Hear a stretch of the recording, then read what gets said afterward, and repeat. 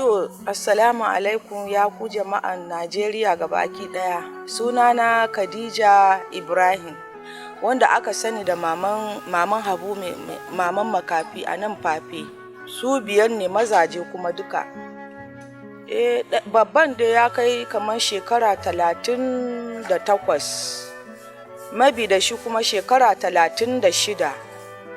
Sai mabi da shi kuma shekara 24, mabi da shi kuma shekara 20, sai kuma mai shekara 18 shine na biyar na ƙarshen su. To ni dai haka na tsinci kaina inda Allah Ubangiji ya ɗora min. Aihuwan farko haka na haife shi babban mai suna Umar Aliyu Doma, haka na haife shi da makantan.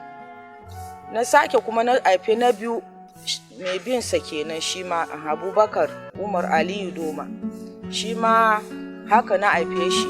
Sai kuma na sake mai da Abu Huraira Aliyu Doma, shi ma makahon ne. Bayan na yaye shi kuma na sake na mai da Ibrahim Aliyu Doma, shi ma na yaye kuma na sake yin namiji ɗaya a tsakani, sai na kuma sake maimaita na ƙarshen kenan na biyar, Muhammadu Bello Aliyu Doma. To ina ta fama da su dai, muna ta ɗawainiya haka, mu je nan dai har Allah Ubangiji ya karɓi ran babansu ya kwanta dama. Shekaran shi 5 kenan, 'ya'ya 12 na haifa. Wanda ba sa gani din su 5 ne. Duka yana raye na haife su. Duk aihuwana na gama aihuwana gaba ɗaya, sannan ma Allah ya mai rasuwa. Nan muna nan Fafe ne a zaune a wani gida ne wanda aka ba mu aransa akan ba mu da namu. To tun yana raye dama Allah bai hore mana mun mallaki namu gidan ba. Muna gidan haya ne. Nan a ce gobe mu koma nan, jibi a ce mu koma nan. To har ya kasance akwai wanda suka yi karatu. Akwai wanda suka yi karatun boko da Muhammadiyya duka.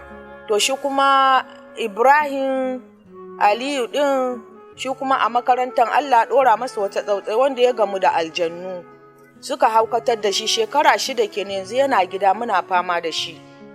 Shi ne wanda nake zaune kusa da shi. Wannan shekaran shi 6 kenan ya gamu da aljannu a makarantar, sai suka zo min da shi. To na yi fama har na gaji. To ni tallafin da nake so shine al'umma annabi. Ni abin da zan ci ma a gidana bana da shi, sai al'umma ne talaka iri na su suke dan bani abin da zan ci. Bana da gida, babu, sai mutum ɗaya ne wanda yake taimaka ma shi wancan Abu Huraira yake karatu. Ni iyaye na ni daga Benue State nake, Makodi. Mama na Juku ne, baba na kuma Alago ne daga Nasarawa State. Kuma shi mai gidan nawa shi kuma dan Nasarawa State ne, Alago ne shi. Mun fara zama a Makodi ne, daga Makodi muka dawo Doma. To daga Doma shine muka dawo nan Abuja, aiki ya kawo shi nan, aikin tifa yake yi. Ba mahaifinsu tifa yake tuka, to dalilinsa shine muka dawo nan Fafen da zama. Amin. Wannan maganan ba zai yi wanda har za a abin nan nasu ba, domin shi wannan baya magana ma, yana surutu ne kawai na rashin lafiya ne. To shi kuma wannan maganan sa ma gashi shi inda yake yi. To su da wa'ancan yayyinsa ne, to da su ne masu lafiyan magana, to su kuma ba sa kusa. Su ma ba sa gani.